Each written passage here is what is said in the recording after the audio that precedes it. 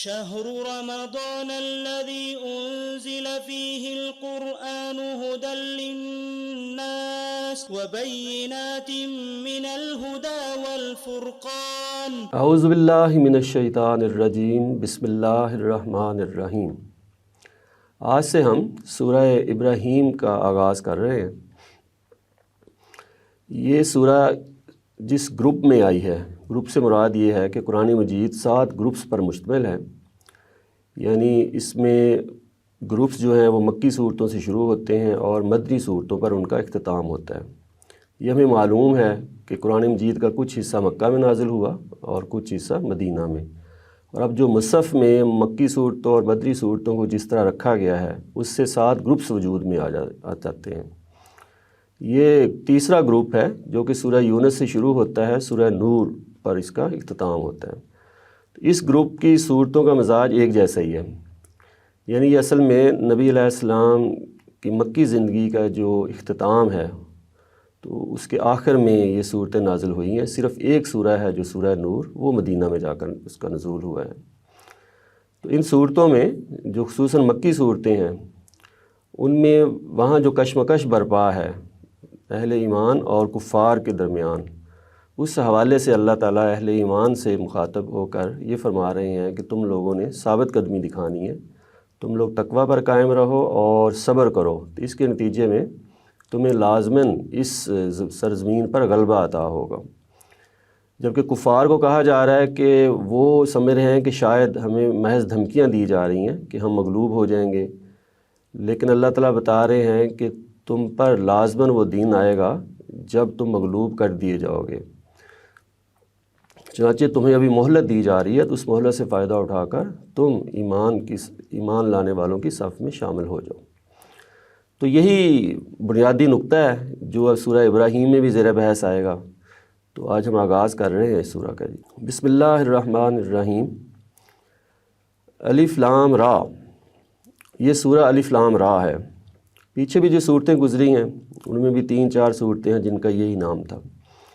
کتابن، یہ کتاب ہے، انزلناہ الیک، جو ہم نے اتاری ہے تمہاری طرف، لتخرج الناس من الظلمات الی النور، اس لیے کہ تم نکال لاؤ لوگوں کو اندھیروں سے روشنی کی طرف۔ یہ قرآن مجید کے نزول کا مقصد بیان ہوا ہے کہ لوگ جو اندھیروں میں گھرے ہوئے ہیں ان کو روشنی کی طرف، یعنی اللہ تعالیٰ کا جو راستہ ہے صراط مستقیم، اس طرف لوگوں کو لے کر آنا ہے۔ بِإِذْنِ رَبِّهِمْ، ان کے پروردگار کے اذن سے۔ یہ اس لیے بیان فرمایا ہے کہ پیغمبر کے پاس یہ اختیار نہیں ہوتا کہ لوگوں کو وہ ہدایت کی طرف لے آئیں، ان کا کام محض بلانا ہوتا ہے، اپنی بات پہنچانا ہوتا ہے۔ یہ اللہ تعالیٰ کے اذن سے ہوتا ہے کہ کس کو ہدایت ملنی ہے اور کس کو نہیں۔ اور اللہ تعالیٰ کا اذن، وہ اللہ تعالیٰ چونکہ حکیم ہستی ہیں، وہ کوئی الٹ طریقے سے نہیں ہوتا، اس کے پیچھے کوئی حکمت ہوتی ہے۔ تو ہدایت اور گمراہی کا جو قانون بیان ہوا ہے قرآن مجید میں جگہ جگہ، وہ یہی ہے کہ جو آدمی ہدایت کی طلب کرے گا یا جو پہلے سے اس کو ہدایت ملی ہے، جو اس کی قدر کرے گا، شکر گزاری کا رویہ اپنائے گا، اس کو مزید ہدایت دی جاتی ہے۔ الی صراط العزیز الحمید، اس کے راستے کی طرف جو زبردست ہے، حمید ہے۔ یعنی یہ جو نور ہے، روشنی والا راستہ صراط مستقیم، یہ اللہ عزیز اور حمید کا راستہ ہے۔ عزیز وہ ہستی جو غالب رہتی ہے، جو زبردست ہے، اور حمید جو کہ سراسر سراپائے حمد ہے اور سراپائے شکر ہوتی ہے۔ یعنی وہ ایسی ہستی ہے کہ جس کو کسی کی حمد کی ضرورت نہیں ہے، وہ خود اپنی ذات ہی میں حمید ہوتی ہے۔ چنانچہ فرمایا گیا کہ قرآن مجید اس لیے نازل کیا گیا ہے کہ آپ لوگوں کو جو مختلف اندھیرے ہیں گمراہیوں کے، وہاں سے نکال کر توحید کا جو راستہ ہے اللہ کی طرف جو لے کر جاتا ہے، وہاں اس کی طرف آپ لے کر آئیں۔ اللہ الذی لہ ما فی السماوات و ما فی الارض، اللہ وہی ہے جس کا ہے جو کچھ آسمانوں میں ہے اور جو زمین میں ہے۔ تو جب ساری کائنات ہی اسی کی ملکیت ہے تو پھر اس کے ساتھ کوئی اور الہ جو ہے وہ اس کی نفی کر دی گئی ہے۔ وَوَيْلٌ لِّلْكَافِرِينَ مِنْ عَذَابٍ شَدِيدٍ، اور تباہی ہے اس کتاب کے منکروں کے لیے عذاب شدید کی، کہ جو لوگ اس کتاب کا انکار کریں گے، گویا کہ اس کتاب کی جو دعوت ہے جو توحید پر کھڑی ہے کہ تمہارا الہ ایک ہی ہے، وہی خالق ہے اور وہی رب ہے تمہارا، جو اس کی نفی کرے گا اس کے لیے عذاب شدید کی وعید یہاں بیان ہوئی ہے۔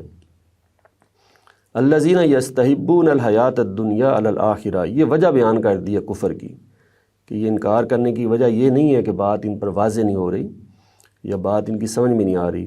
اصل مسئلہ یہ ہے کہ یہ جو لوگ ہیں ترجیح دیتے ہیں دنیا کی زندگی کو آخرت پر، یعنی دنیا کی زندگی سے محبت وہ تو ظاہرہ ہوتی ہی ہے، انسان یہاں جو چیزیں ہیں اس کو پسند ہیں، یہاں زندہ رہنا اس کو اچھا لگتا ہے۔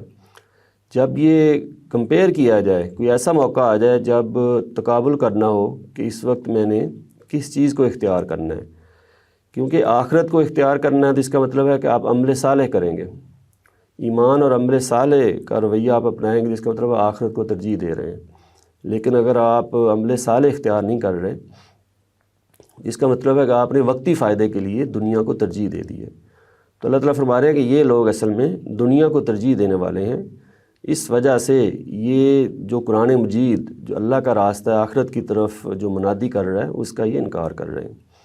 وَيَصُدُّونَ عَنْ سَبِيلِ اللَّهِ، اور یہ اللہ کے راستے سے روکتے ہیں۔ کیسے روکتے ہیں؟ وَيَبْغُونَهَا عِوَجًا، اور چاہتے ہیں اس میں ٹیڑھ، یعنی کہ مختلف خدا، مختلف معبود انہوں نے بنا لیے ہیں جو کہ لوگوں کو صراط مستقیم سے ہٹا کر دوسری جو گمراہیاں ہیں ادھر لے کے جا رہے ہیں۔ تو یہ اللہ کے راستے سے ہٹانا ہی ہوتا ہے۔ یہ اللہ کا راستہ جو کہ روشنی ہے، نور ہے، اور جو دوسرے راستے ہیں وہ اندھیرے ہیں، گمراہی ہیں، وہ یوں نہیں ہیں کہ ایک دوسرے کے ساتھ ساتھ چل رہے ہوں، وہ بالکل اپوزٹ ہوتے ہیں۔ یعنی کہ اللہ کا راستہ اگر مشرق کی طرف لے جانے والا ہے تو یہ جو دوسرے راستے ہیں بندے کو مغرب کی طرف لے جانے والے ہوتے ہیں۔ تو یہ اصل میں اپنے عمل سے یہی کر رہے ہیں، جب وہ شریک بناتے ہیں دوسرے خداؤں کو تو اس کا مطلب ہے کہ اللہ کے راستے سے ہٹا کر گمراہیوں کی طرف وہ لے کر جانے والے ہیں۔ اولئک فی ضلال بعید، یہ بہت دور کی گمراہی میں ہیں۔ بہت دور کی گمراہی اسی لیے کہا ہے کہ یہ بالکل اپوزٹ راستے ہیں، اللہ کا راستہ اور دوسرے معبودوں کے راستے۔ وما ارسلنا من رسول، ہم نے نہیں بھیجا کوئی بھی رسول الا بلسان قومہ، مگر یہ کہ اس کی قوم کی زبان میں، یعنی کہ قرآن مجید پیچھے بھی بیان ہوا ہے کہ عربی مبین میں نازل ہوا ہے، نبی علیہ السلام کی زبان، قریش کی زبان یہی ہے۔ تو یہاں احسان کے طور پر بتا دیا کہ بھئی یہ ان کو یہ پرابلم نہیں ہونی چاہیے کہ بات سمجھ میں نہیں آ رہی، کیونکہ اس پیغمبر کو ہم نے انہی کی زبان میں قرآن مجید دے کر بھیجا ہے۔ تو ہمارا طریقہ یہی ہے، اللہ تعالیٰ فرما رہے ہیں کہ ہم جب بھی کوئی رسول بھیجتے ہیں تو وہ جو اس کی قوم کی زبان ہوتی ہے اسی میں وہ کلام کرتے ہیں۔ کیوں ایسا کیا جاتا ہے؟ لیبین لہم، تاکہ وہ رسول انہیں کھول کر سمجھا دیں۔ فیضل اللہ من یشاء ویہدی من یشاء، تو رسولوں کی ذمہ داری ہوتی ہے کہ بات کو واضح کر دیں، تو وہ تو اپنی ذمہ داری ادا کرتے ہیں، اس کے نتیجے میں کچھ لوگوں کو اللہ تعالیٰ گمراہ کر دیتے ہیں اور کچھ کو ہدایت دے دیتے ہیں۔ یہ جو اللہ تعالیٰ ایسا کرتے ہیں یہ اللہ کی مرضی، چونکہ اللہ تعالیٰ حکیم ہستی ہیں، آگے بیان ہوا وَهُوَ الْعَزِيزُ الْحَكِيمُ، وہ زبردست ہے، اس کے پاس یہ طاقت ہے، جو وہ کرنا چاہے کر سکتا ہے، لیکن وہ حکیم ہستی ہیں۔ اللہ تعالیٰ کی چاہت مرضی جو ہے وہ ایسے نہیں ہوتی کہ اس میں کوئی حکمت نہ ہو۔ تو جو آدمی ہدایت کی طرف لپکتا ہے اس کو اللہ تعالیٰ ہدایت دے دیتے ہیں، دوسروں کو گمراہیوں کی طرف لے جاتے ہیں۔ وَلَقَدْ أَرْسَلْنَا مُوسَىٰ بِآيَاتِنَا، ہم نے بھیجا تھا موسیٰ کو بھی اپنی نشانیوں کے ساتھ۔ یہ چونکہ مکی زندگی کا آخری دور ہے تو اب قریش کی پشت پر جو اہل کتاب ہیں وہ بھی کھڑے ہیں، تو ان صورتوں میں اللہ تعالیٰ ان سے بھی مخاطب ہوتے ہیں درمیان میں۔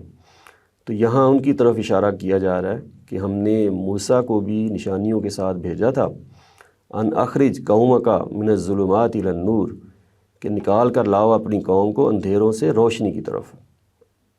حضرت موسیٰ کو جو معجزات مختلف دیے گئے ہیں ان کی طرف اشارہ ہے، اور آپ کی اصل قوم تو بنی اسرائیل ہیں، لیکن ظاہر ہے آپ کی بعثت جو فرعونیوں کی طرف ہوئی تھی تو یہ اس کا ذکر ہے۔ وَذَكِّرْهُمْ بِأَيَّامِ اللَّهِ، اور انہیں یاد دلاؤ اللہ کے دنوں کی۔ یہ اللہ کے دنوں سے مراد یہ ہے کہ جب خدا تعالیٰ اپنے رسولوں کو بھیجتے ہیں اس دنیا میں تو اس دنیا میں ایک چھوٹی قیامت برپا ہو جاتی ہے، لوگوں کو یہیں جزا ملتی ہے، ادھر ہی سزا دی جاتی ہے، تو ان کو اللہ تعالیٰ اپنے دن قرار دیتا ہے، وہ اللہ کے دن ہیں۔ تو یہ بتایا جا رہا ہے موسیٰ سے ہم نے کہا تھا کہ آپ اپنی قوم کو بتائیں کہ بھئی اللہ جب پیغمبر آ جاتے ہیں تو اس دنیا میں جزا و سزا ہوتی ہے، چنانچہ جو پچھلی قوموں پر عذاب آتے رہے ہیں تو ان سے تم لوگ سبق حاصل کرو، جیسے حضرت نوح کی قوم پر، پھر حضرت صالح کی قوم، حضرت ہود کی قوم، تو تاریخ سے یاد دہانی کرائیں ان کو۔ ان فی ذالک لآیات، اس میں شبہ نہیں کہ ان میں بڑی نشانیاں ہیں۔ یہ جو پچھلے رسولوں کی سرگزشتیں ہیں نا، جو اللہ کے دن گزرے ہیں جب اللہ تعالیٰ نمودار ہوئے اس دنیا پہ اور یہاں آ کر فیصلہ کیا ہے، تو ان میں بڑی نشانیاں ہیں۔ لکل صبار شکور، ہر اس شخص کے لیے جو صبر اور شکر کرنے والا ہو۔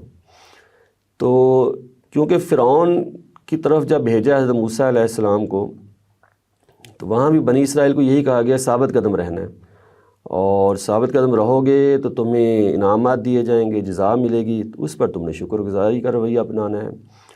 تو یہاں بتا دیا گیا ہے، گویا کہ صحابہ جو ہیں مخاطب ہیں کہ تم لوگوں نے قریش کی طرف سے جو ظلم ہو رہا ہے اس پر ثابت قدم رہنا ہے، اور اس کے نتیجے میں اللہ تعالیٰ تمہیں جزا دیں گے۔ وَإِذْ قَالَ مُوسَىٰ لِقَوْمِهِ، جب یاد کرو جب موسیٰ نے اپنی قوم سے کہا، اذکروا نعمت اللہ علیکم، یاد رکھو اللہ کی اس نعمت کو اپنے اوپر۔ وہ کیا نعمت ہے؟ اذ انجاکم من آل فرعون، جب اس نے تمہیں چھڑایا فرعون کے لوگوں سے، یسومونکم سوء العذاب، جو تمہیں نہایت برے عذاب دیتے تھے، ویذبحون ابناءکم، وہ ڈھونڈ ڈھونڈ کر ذبح کر دیتے تھے تمہارے بیٹوں کو، ویستحیون نساءکم، اور وہ زندہ رہنے دیتے تھے تمہاری عورتوں کو، وفی ذالکم بلاء من ربکم عظیم، اور یہ جو نجات دلائی اللہ تعالیٰ نے، اس میں بڑی عنایت تھی تمہارے پروردگار کی طرف سے۔ وَإِذْ تَأَذَّنَ رَبُّكُمْ لَئِن شَكَرْتُمْ لَأَزِيدَنَّكُمْ، یاد کرو جب خبردار کر دیا تھا تمہارے رب نے کہ اگر تم شکر کرو گے ضرور میں تم کو اور زیادہ دوں گا۔ یہ اللہ تعالیٰ کا قانون یہی ہے، جو پہلے سے چیز موجود ہے آدمی کے پاس، اس کا اگر اعتراف کرتا ہے اور اس کا شکر ادا کرتا ہے، جو حق بنتا ہے اس نعمت کا، تو اللہ تعالیٰ پھر مزید عنایت فرماتے ہیں۔ تو یہاں خاص طور پر ہدایت زیر بحث ہے کہ اللہ تعالیٰ ہر طرح کے حالات میں جو چیز پہلے ملی ہے اس کا حق ادا کریں گے تو اللہ تعالیٰ آگے مزید راستے واضح کریں گے۔ وَلَئِن كَفَرْتُمْ إِنَّ عَذَابِي لَشَدِيدٌ، اگر ناشکری کرو گے یقیناً میری سزا بڑی سخت ہے۔ وَقَالَ موسیٰ، موسیٰ نے یہ تنبیہ کر دی تھی، ان تکفروا انتم، اگر تم ناشکری کرو گے، ومن فی الارض جمیعا، اور وہ سب لوگ بھی جو زمین میں ہیں وہ بھی اگر ناشکری کریں، فإن اللہ لغنی حمید، تو اللہ کا کچھ نہیں بگاڑو گے، اس لیے کہ اللہ بے نیاز ہے، اپنی ذات میں آپ محمود ہیں۔ یعنی اللہ تعالیٰ کو تمہاری عبادت کی، کہ تمہارے شکر گزاری کے رویے کی کوئی پرواہ نہیں ہے، حاجت نہیں ہے، یہ تمہارا ہی فائدہ اس میں۔ چنانچہ یہ اس پیراگراف میں یہ جو آج ہم نے پڑھا ہے، اس سے یہ رہنمائی ملی ہے کہ اصل میں دو بنیادی رویے ہیں، ایک ہے کفر کا، ناشکری کا، ایک ہے شکر گزاری کا۔ تو یہ تقاضا یہی کیا جا رہا ہے کہ جو ہمیں ہدایت ملی ہوئی ہے پہلے سے ہماری فطرت میں موجود ہے، وہ اسی کے مطابق زندگی بسر کی جائے، اور اللہ تعالیٰ پھر مزید ہدایت جو ہے وہ دیتے ہیں۔ اگر ناشکری کی جائے گی تو اللہ تعالیٰ پھر ہدایت کی توفیق نہیں دیتے۔ وآخر دعوانا الحمد للہ رب العالمین۔